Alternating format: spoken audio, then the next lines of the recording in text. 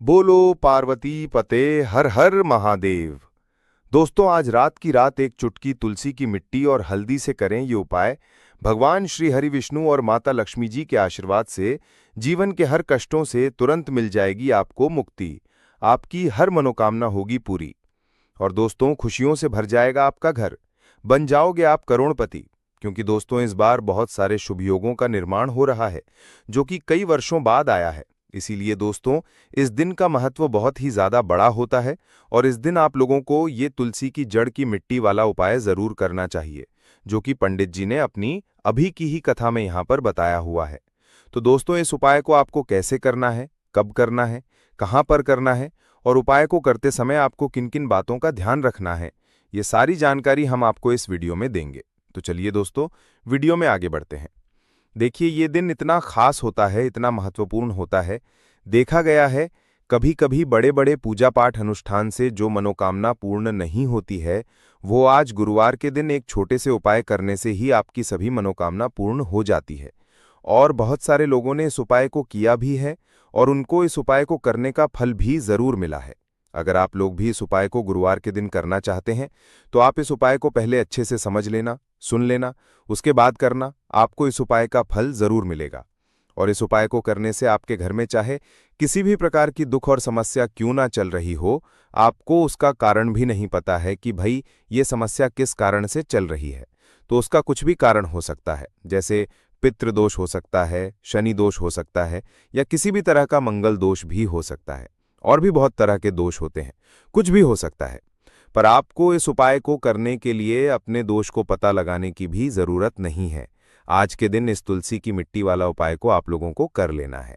तो दोस्तों, अब हम समझते हैं इस वाले उपाय को हमें करना किस समय है। तो सबसे पहली बात दोस्तों, हम समझते हैं कि ये तुलसी की मिट्टी वाला उपाय करना किसको है।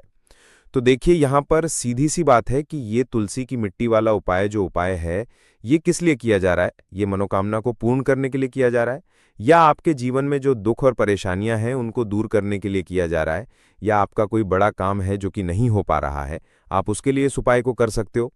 तो सीधी सी बात यह है कि आप अपनी किसी भी प्रकार की मनोकामना के लिए इस वाले उपाय को कर सकते हो। तो ये उपाय वो व्यक्ति कर सकता है जिस व्यक्ति को अपनी किसी भी प्रकार की मनोकामना माता लक्ष्मी जी से पूर्ण करवानी हो। और अगर कोई भी माताएं बहनें जो हैं घर की सुख और शांति के लिए, घर में धन समृद्धि को बढ़ाने के लिए ये वाला उपाय करना चाहती हैं, तो घर की जो बड़ी माताएं बहनें होंगी वो इस तुलसी की मिट्टी वाला उपाय को विशेष रूप से करें। क्योंकि माताएं बहनें घर की लक्ष्मी होती हैं, और जब घर की लक्ष्मी कोई विशेष उपाय करती है तो उसका फल ही बहुत जल्दी मिल जाता है और बहुत बड़ा होके मिलता है। अन्यथा इस उपाय को कोई भी व्यक्ति कर सकता है, फिर चाहे वो बड़ा हो, चाहे वो छोटा हो, चाहे वो बच्चा हो। जिस व्यक्ति को ये तुलसी की जड़ की मिट्टी वाला उपाय समझ आ गया, वो व्यक्ति इस तुलसी की मिट्टी वाला उपाय को गुरुवार त्रयोदशी तिथि के दिन जरूर करे।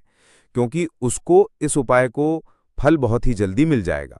क्योंकि गुरुवार के दिन माता लक्ष्मी जी बहुत आसानी से प्रसन्न हो जाती हैं। तो आइए अब हम समझते हैं कि इस तुलसी की मिट्टी वाला उपाय को आपको करना कैसे है और इस उपाय को करने का जो समय है वो क्या है। तो देखिए, गुरुवार दिन किए जाने वाला या तुलसी की मिट्टी वाला जो उपाय है, ये मुख्य रूप से सुबह का समय होगा, प्रातःकाल का समय होगा। किस समय होगा? सुबह का समय होगा। आपको कोशिश यही करनी है कि सुबह के समय हम इस तुलसी की मिट्टी वाला जो उपाय को कर लें। पर किसी कारणवश अगर आप सुबह को इस उपाय को ना कर पाओ, आपको कहीं काम से जाना हो या किसी और काम की वजह से आप उपाय को ना कर पाओ, तो आपके पास फिर दूसरा मौका रहेगा, जो कि शाम के समय का रहेगा, प्रदोष काल का रहेगा। अब भाई, प्रदोष काल का समय भी एक बहुत ही लोगों के मन में प्रश्न बन जाता है कि भाई ये समय होता कब है, कितने बजे से लेकर कितने बजे ये समय होता है, ताकि हमें उपाय के लिए जो है करने का समय पता लग जाए। तो हम आपको बता दें, प्रदोष काल का जो एक समय होता है शाम का, वो होता है शाम के 6 बजे से लेकर शाम के 7 बजे के बीच का। इस समय के बीच में आप उपाय को करेंगे तो आपको इस उपाय का जरूर फल मिलेगा। तो शाम के 6 बजे से लेकर शाम के 7 बजे के बीच में आप लोग इस तुलसी की मिट्टी वाला जो उपाय को कर सकते हो। तो भाई, बहुत सारे लोग यहाँ पर ये प्रश्न भी जरूर करेंगे कि भाई हम तो नौकरी पर जाते हैं, हम अपनी ड्यूटी पर जाते हैं और आने में हमें देरी हो जाती है, तो उस जगह पर हमें क्या करना चाहिए। तो देखिए उन लोगों को भी टेंशन लेने की ज़रूरत नहीं है। अगर आप लोग इस उपाय को शाम के समय प्रदोष काल में कर रहे हैं और अगर आप आने में देरी भी हो जाती है, आपको आने में 7 बजे तक आप नहीं पहुंच पाते हो, तो भाई आप 7 या रात 8 बजे तक भी अगर उपाय को करोगे तो भी चल जाएगा। और अगर इससे भी थोड़ा देर हो जाती है तो भी आप उपाय को कर सकते हो, क्योंकि ये दिन बहुत ही कम आता है पूरे साल भर में एक बार। इसलिए जब आपको मौका मिल जाए, जब आप इस उपाय को जरूर कर लेना। कोई भी उपाय हो, आप कभी भी कर सकते हो गुरुवार त्रयोदशी तिथि के दिन। बस कोशिश करना कि समय का थोड़ा अंतर्गत ही कर लो। पर किसी का वश अगर ना कर पाओ तो फिर आप थोड़ा देरी से भी कर सकते हो, आपको उपाय का फल जरूर मिलेगा। आपको सिर्फ और सिर्फ ये तुलसी की मिट्टी वाला उपाय करना। इससे आपके जीवन में अगर धन वैभव की समस्या चल रही है, अगर आप रुपए पैसों के लिए बहुत ज़्यादा परेशान रहते हैं, आर्थिक तंगी चल रही है, कई बार आप प्रयास बहुत करते हैं, मेहनत बहुत करते हैं, लेकिन आपको धन प्राप्त नहीं हो पाता है, आप मेहनत करने के बावजूद भी सफल नहीं हो पाते हैं, आप अपने व्यापार में असफल हो जाते हैं, नौकरी करने के प्रयास में असफल हो जाते हैं, किसी भी कार्य में अगर आप असफल हो रहे हो या फिर आपको धन की हानि हो रही हो, तो गुरुजी ने कहा कि आपको ये छोटा सा उपाय इस गुरुवार त्रयोदशी तिथि में जरूर करना चाहिए। तो चलिए जानते हैं इस विशेष उपाय के बारे में, लेकिन उससे पहले एक प्रार्थना।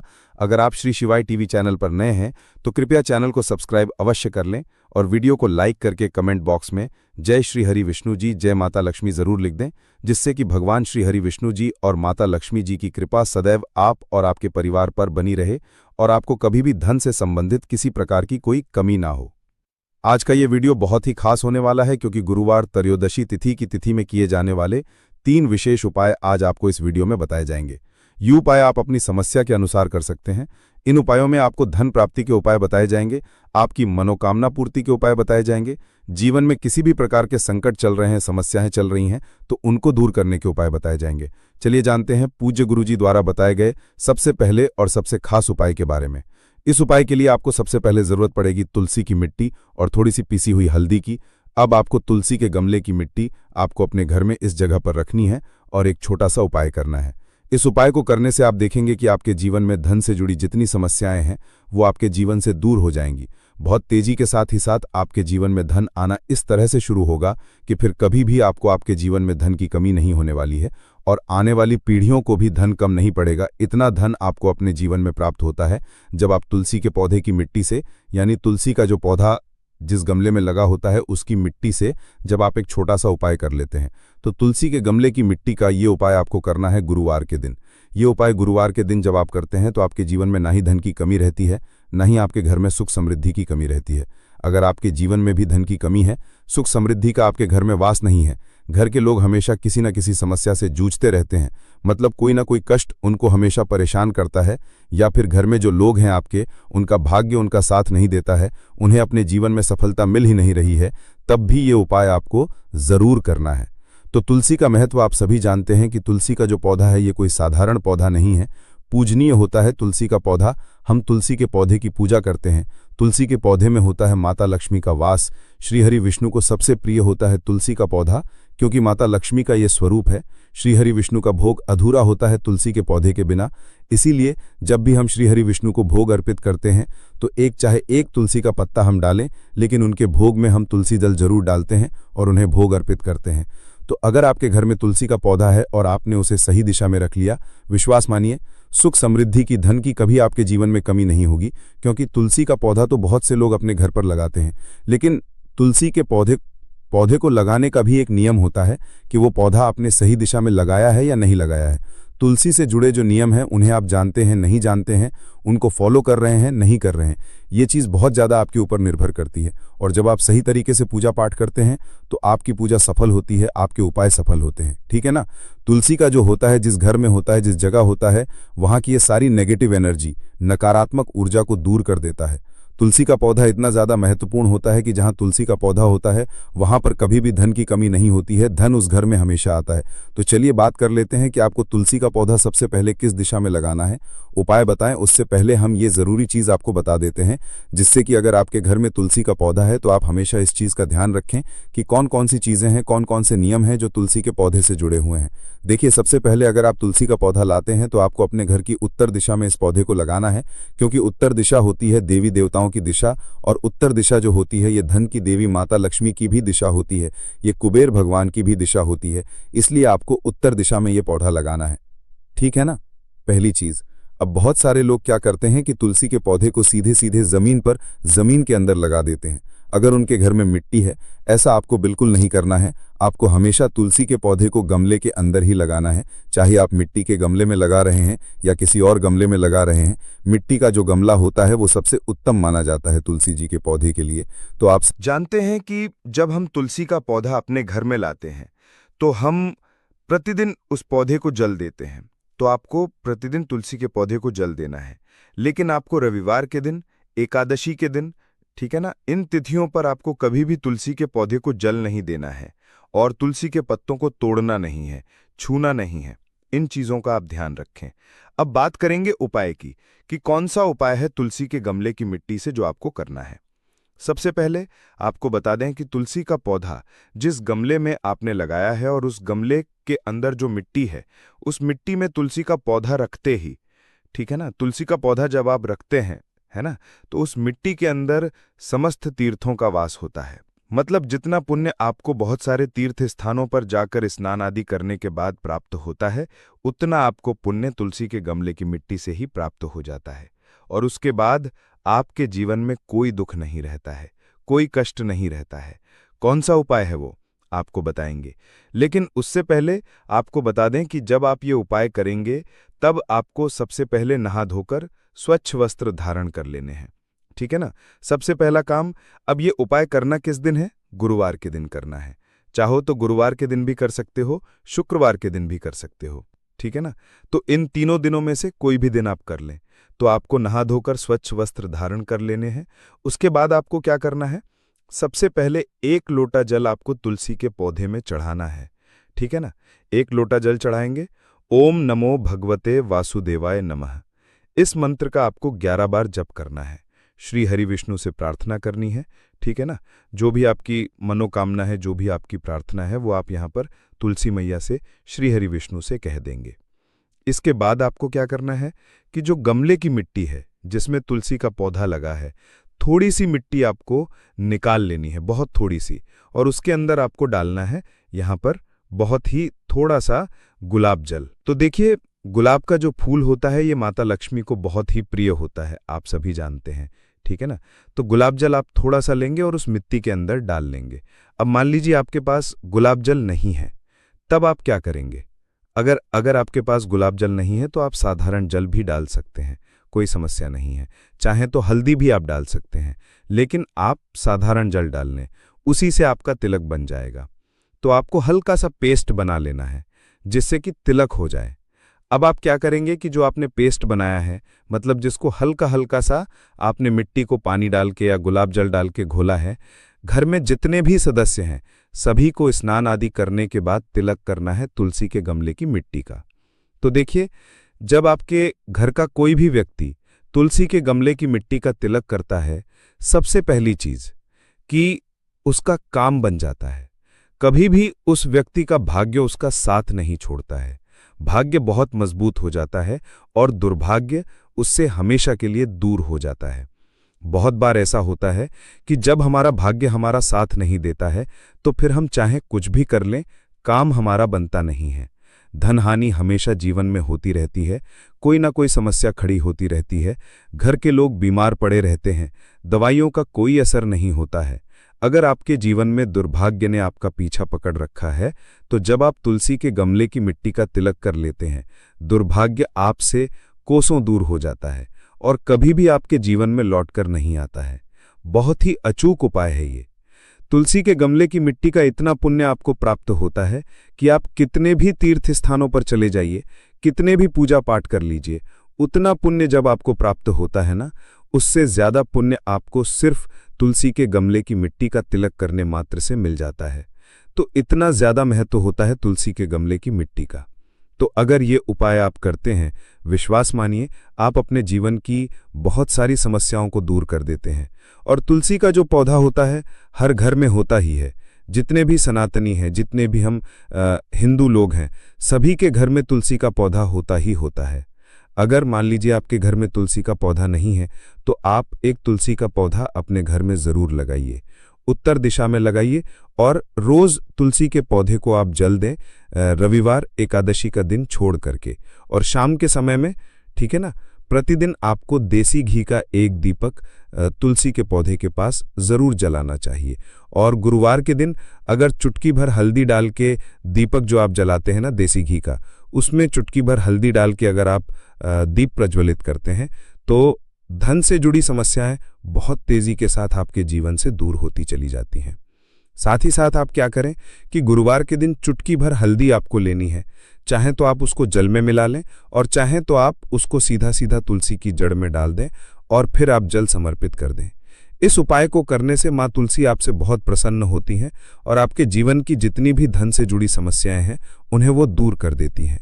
क्योंकि आपकी जो भी विश होती है, जो मनोकामना होती है, उसे माँ तुलसी श्री हरि विष्णु से कह देती हैं और श्री हरि विष्णु माता तुलसी की कोई बात कभी नहीं टालते हैं।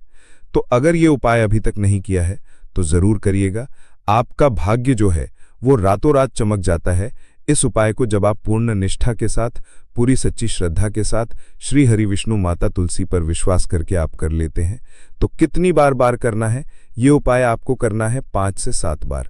उससे पहले ही आप देखेंगे कि आपके जीवन में जो धन को लेकर आप परेशान हैं या कोई और आपकी विश है, कोई मनोकामना है, आपकी मनोकामना पूरी हो जाएगी। सुख समृद्धि का आपके घर में वास होगा, धन की वृद्धि होगी और कभी भी आपको अपने जीवन में फिर धन को लेकर परेशान नहीं होना पड़ेगा। तो आज हम बात करेंगे कि मंदिर में रखा हुआ लौटा जल क्यों इतना महत्वपूर्ण है और उसे किस सही तरीके से उपयोग में लाना चाहिए। साथ ही हम ये भी जानेंगे कि मंदिर में लौटा किस धातु का होना चाहिए, क्या पीतल, तांबा या कुछ और। कई लोग इस बारे में अनजाने में गलतियां कर देते हैं और बाद में उन्हें पछताना पड़ता है। इस वीडियो में हम आपको बताएंगे कि इन गलतियों से कैसे बचें, क्योंकि इससे नुकसान हो सकता है। मंदिर में एक लौटा जल हमेशा सही तरीके से रखना चाहिए। अब बात करते हैं घर के दीपक की। क्या आपको तांबे, लोहे, पीतल, कांसे, स्टील या मिट्टी का दीपक रखना चाहिए? सही दीपक का चुनाव ना करने पर भी घर में परेशानियां आ सकती हैं और दीपक की बाती का चुनाव भी जरूरी है। क्या कच्चा कलावा ठीक है या फिर रुई या सूती धागा सही रहेगा? इन छोटी छोटी बातों की अनदेखी से पितृदोष, शनि दोष, कालसर्प दोष या गरीबी जैसी समस्याएं हो सकती हैं। दोस्तों, यदि आप इस वीडियो को बीच में छोड़ने का सोच रहे हैं तो आप अभी छोड़ सकते हैं, लेकिन कृपया ध्यान रखें, अगर आप लक्ष्मी माता का अपमान करते हैं तो ये आपके लिए शुभ नहीं रहेगा। अब बहुत से लोग ये सवाल पूछते हैं कि मुख्य द्वार पर जल छिड़कने का सही समय और तरीका क्या है? क्या इसे स्नान के बाद करना चाहिए या बिना स्नान के भी किया जा सकता है? और क्या झाड़ू लगाने से पहले जल छिड़कना चाहिए या बाद में? एक और सवाल जो अक्सर पूछा जाता है वो है, क्या पीरियड्स के दौरान मुख्य द्वार पर जल छिड़क सकते हैं या दीपदान कर सकते हैं? और जब मुख्य द्वार पर जल चढ़ाएं तो इसे अंदर की तरफ से चढ़ाएं या बाहर की तरफ से? फ्लैट या किराए के घर में रहने वाले लोग भी पूछते हैं कि मुख्य द्वार पर दीपदान और जल छिड़कने का सही तरीका क्या है। आज का वीडियो इन्हीं सवालों के जवाब पर आधारित है। सबसे पहले हम ये जानेंगे कि घर के बाहर और अंदर दीपक जलाने के क्या फायदे हैं। खासकर घर के बाहर दीपक जलाने से जो 5 बड़े फायदे होते हैं वो आपको चौंका सकते हैं। भगवान की पूजा में दीपक जलाने का महत्व तो सभी जानते हैं। हिंदू धर्म में देसी घी या सरसों के तेल का दीपक जलाना बेहद शुभ माना जाता है तथा तिल के तेल का दीपक भी जलाया जाता है। लेकिन भगवान के सामने दीप जलाना केवल पूजा का एक तरीका नहीं है, बल्कि घर के अंदर और बाहर दीप जलाने से कई लाभ मिलते हैं। दीपक जलाने से न केवल सकारात्मक ऊर्जा उत्पन्न होती है, बल्कि 5 बड़े फायदे भी मिलते हैं। तो आइए जानते हैं। नंबर 1, पृथ्वी से अंधकार दूर होता है। घर में दीपक जलाने से न केवल घर का अंधकार दूर होता है, बल्कि यह नकारात्मक ऊर्जा को भी घर से बाहर कर देता है। जहां दीपक जलता है वहां सकारात्मक ऊर्जा का वास होता है। स्वाभाविक है कि जहां सकारात्मक ऊर्जा होगी वहां भगवान का भी वास होगा। इसलिए शाम होने से पहले दीपक जलाना शुभ माना जाता है। तेल से जलने वाले दीपक का असर उसके बुझने के बाद भी आधे घंटे तक बना रहता है, जबकि शुद्ध देसी घी का दीपक वातावरण को करीब 4 घंटे तक सकारात्मक रखता है। नंबर 2, दीपक जलाने का वैज्ञानिक लाभ। जब घर में शुद्ध घी या सरसों के तेल का दीपक जलता है तो उसके धुएं से घर के माहौल में सात्विकता आती है। ये धुआं हानिकारक कणों को नष्ट करता है और वातावरण को शुद्ध बनाता है। नंबर 3, सुख समृद्धि का वास। जिस घर में भगवान के सामने दीप जलाया जाता है वहां माता लक्ष्मी की कृपा बनी रहती है। ऐसे घर में सुख समृद्धि का वास होता है। दीपक को पूर्व दिशा में रखने से व्यक्ति दीर्घायु होता है और उत्तर दिशा में रखने से धन संपन्नता बढ़ती है। दीपक न केवल घर के अंधकार को दूर करता है बल्कि हमारे जीवन को भी प्रकाश की ओर ले जाता है। नंबर 4, बीमारियों को दूर भगाने में मदद। घर में दीपक जलाने से बीमारियां आसपास नहीं भटकती। परिवार के सभी सदस्यों को स्वास्थ्य लाभ मिलता है। खासकर अगर दीपक के साथ एक लौंग भी जला दी जाए तो इसका असर दोगुना हो जाता है। ये त्वचा संबंधी बीमारियों को दूर करने में मदद करता है। नंबर 5, शुभ शक्तियों को आकर्षित करना। सनातन धर्म के अनुसार जिस घर में सुबह शाम दीप जलाया जाता है वहां कभी अंधकार नहीं होता। ऐसा घर शुभ शक्तियों को आकर्षित करता है। जलता हुआ दीपक शुभ शक्तियों को चुंबक की तरह खींचता है, जो घर के लिए अत्यंत लाभकारी होता है। तो दोस्तों, अब जानते हैं कि मुख्य द्वार पर जल छिड़कने का सही समय और विधि क्या है। अगर आप मुख्य द्वार पर जल चढ़ाते हैं तो आपको ये ध्यान रखना है कि जल को रात में सोने से पहले एक पात्र में भरकर रखना चाहिए। आप कोई भी पात्र ले सकते हैं, जैसे तांबे, पीतल, स्टील या चांदी का। यदि गंगा जल उपलब्ध हो तो उसे थोड़ी मात्रा में डालें और फिर शुद्ध जल से पात्र भर दें। अगर गंगा जल नहीं है तो केवल शुद्ध जल भी पर्याप्त है। इस जल से भरे पात्र को अपने घर की रसोई में रख दीजिए। सुबह उठकर इस जल का छिड़काव अपने घर के मुख्य द्वार पर करें। मुख्य द्वार पर सुबह सबसे पहले छिड़का गया जल घर की सभी समस्याओं को दूर करता है। यदि आप नकारात्मक ऊर्जा, मानसिक परेशानी, आर्थिक तंगी या वास्तु दोष से परेशान हैं तो ये उपाय आपकी मदद करेगा। रसोई में रखा जल मुख्य द्वार पर छिड़कने से आपके घर की परेशानियां समाप्त हो सकती हैं। ये उपाय न केवल वास्तु दोष और पितृदोष को समाप्त करता है बल्कि तंत्र मंत्र या बुरी नज़र के प्रभाव को भी खत्म करने में सहायक है। इस उपाय को नियमित करने से घर में सुख समृद्धि बनी रहती है और बीमारियों से भी मुक्ति मिलती है। आपको ये जल सूर्योदय से पहले मुख्य द्वार पर छिड़कना चाहिए। अगर सूर्योदय के बाद आप मुख्य द्वार को अन्य जल से धोना चाहें तो आप साधारण जल भी उपयोग में ला सकते हैं, लेकिन सूर्योदय से पहले जो जल छिड़का जाता है उसका विशेष महत्व होता है। तो आइए जानते हैं कि मुख्य द्वार पर जल छिड़कने के बाद दीपक जलाने के क्या फायदे हैं। चाहें तो ये कोई समस्या नहीं है, लेकिन ये विशेष जल सूर्योदय से पहले ही छिड़क दिया जाना चाहिए। अब कई लोग पूछते हैं कि क्या ये जल छिड़कने से पहले स्नान करना जरूरी है या बिना स्नान किए भी इसे किया जा सकता है। देखिए, जो जल हम सुबह मुख्य द्वार पर छिड़कते हैं वो एक महत्वपूर्ण उपाय है। इसे स्नान करने के बाद करना आवश्यक नहीं है। सुबह जल्दी उठें, सबसे पहले रसोई में जाएं और पहले से रखे जल को लेकर मुख्य द्वार पर जाएं। मुख्य द्वार खोलें और इस जल का छिड़काव करें। जल छिड़कते समय अपने पितरों और मां लक्ष्मी का ध्यान जरूर करें। ऐसा कहा जाता है कि सुबह सुबह मां लक्ष्मी हर घर के द्वार पर आती हैं। जिन घरों के द्वार खुले होते हैं और जहां जल का छिड़काव किया गया होता है वहां मां लक्ष्मी प्रवेश करती हैं। जल छिड़कते समय अपने मन में मां लक्ष्मी से प्रार्थना करें, हे मां लक्ष्मी, कृपया मेरे घर में प्रवेश करें, मैं आपका स्वागत करने के लिए तैयार हूं। इसके बाद पितरों का ध्यान करें, क्योंकि घर की दहलीज को पितरों का वासस्थान माना जाता है। जब आप दहलीज पर जल छिड़कते हैं तो पितर प्रसन्न होते हैं और उनका आशीर्वाद आपको मिलता है। स्नान करने की आवश्यकता नहीं है, आप बिना स्नान किए भी ये कार्य कर सकते हैं।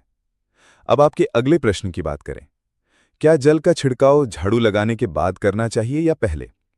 इसका उत्तर यह है कि सुबह उठने के बाद सबसे पहला कार्य जल का छिड़काव करना चाहिए। इसके बाद आप झाड़ू लगा सकते हैं। सुबह उठते ही सबसे पहले बिस्तर पर बैठकर अपने दोनों हथेलियों को देखें और मां लक्ष्मी का ध्यान करें। यदि चाहें तो निम्न मंत्र का उच्चारण कर सकते हैं। करा वस्ते लक्ष्मी करमद्दीये सरस्वती कर मूले तु ब्रह्मा प्रभाते कर दर्शनम। फिर दोनों हाथ जोड़कर देवी देवताओं को प्रणाम करें। इसके बाद हाथ से धरती को स्पर्श कर प्रणाम करें और धीरे से अपना दाहिना पांव जमीन पर रखें। फिर रसोई में जाकर जल लें और मुख्य द्वार पर जल छिड़कें। जल छिड़कते समय मां लक्ष्मी और पितरों का ध्यान अवश्य करें। उसके बाद आप अपने घर के अंदर आकर अपनी दिनचर्या जैसे झाड़ू लगाना, स्नान करना आदि कर सकते हैं। अब कुछ लोगों का ये सवाल होता है कि क्या जल छिड़कने के बाद मुख्य द्वार की सफाई की जा सकती है?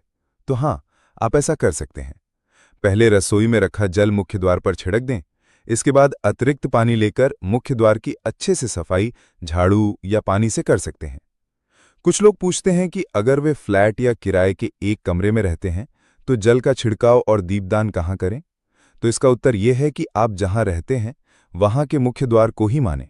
मतलब जिस दरवाजे पर आपका नाम लिखा हो या नेम प्लेट लगी हो वहीं जल छिड़कें और दीपदान करें। अगर आपके पास एक ही कमरा है तो कमरे के दरवाजे को मुख्य द्वार मानें और वहीं पर ये उपाय करें। अब अगला सवाल यह है कि क्या पीरियड्स के दौरान मुख्य द्वार पर जल छिड़का जा सकता है और दीपदान किया जा सकता है? जल छिड़कने के लिए पीरियड्स का कोई असर नहीं होता। आप जल छिड़क सकती हैं, लेकिन दीपदान कार्मिक पूजा में आता है जो बिना शुद्धता के नहीं किया जा सकता। इसका मतलब यह है कि पीरियड समाप्त होने के बाद ही दीपदान करें। इसके अलावा कुछ लोग पूछते हैं कि मंदिर में जल रखना जरूरी है या नहीं और रखा हुआ जल क्या करना चाहिए। तो शास्त्रों के अनुसार घर के मंदिर में 1 लोटा जल रखना बहुत जरूरी है। जल ऊर्जा को संचित करता है। जब आप पूजा करते हैं, मंत्र जपते हैं या भगवान से प्रार्थना करते हैं तो इन सभी की ऊर्जा उस जल में समाहित हो जाती है। यही कारण है कि मंदिर में जल रखना आवश्यक है। सुबह की पूजा के दौरान 1 लोटा जल मंदिर में रखें और दीपक जलाएं। ये अग्नि और जल के संतुलन का प्रतीक है। पूजा के बाद इस जल का उपयोग शुभ कार्यों में करें, जैसे पौधों में डालना या घर में छिड़काव करना। यह सकारात्मक ऊर्जा को बढ़ाता है। सुबह की पूजा के समय हम मंदिर में जल रखते हैं। अगली सुबह जब आप पूजा करने जाते हैं तो सबसे पहले उस जल का उपयोग करें। आप पूरे घर में उस जल का छिड़काव कर सकते हैं। ये जल आपके घर को शुद्ध करता है क्योंकि ये सकारात्मक ऊर्जा से भरा होता है। इससे कई बीमारियां भी दूर हो जाती हैं और घर में नकारात्मक ऊर्जा का प्रवेश नहीं होता। अगर आप नियमित रूप से इस जल का छिड़काव करते हैं तो आपके घर की समस्याएं धीरे धीरे खत्म हो जाती हैं। कभी कभी लोग ये शिकायत करते हैं कि दवाइयां असर नहीं करती। ऐसे में अगर दवाइयों के साथ साथ रोगी को इस जल से पानी दिया जाए तो दवाइयां जल्दी असर करने लगती हैं। इसी तरह अगर परिवार में कलह और झगड़े रहते हैं तो परिवार के सभी सदस्य इस जल को थोड़ा थोड़ा पी सकते हैं। इससे धीरे धीरे सकारात्मक विचारों का प्रवाह शुरू होता है और घर में शांति और समन्वय आता है। अगर आपका कोई व्यापार है या दुकान है तो इस जल का थोड़ा सा छिड़काव वहां भी करें। यह आपके व्यापार को सफल बनाता है और किसी भी तरह की परेशानी से बचाता है, क्योंकि ये जल बेहद सकारात्मक ऊर्जा से भरा होता है। अब बात करते हैं कि मंदिर में जल क्यों रखा जाता है।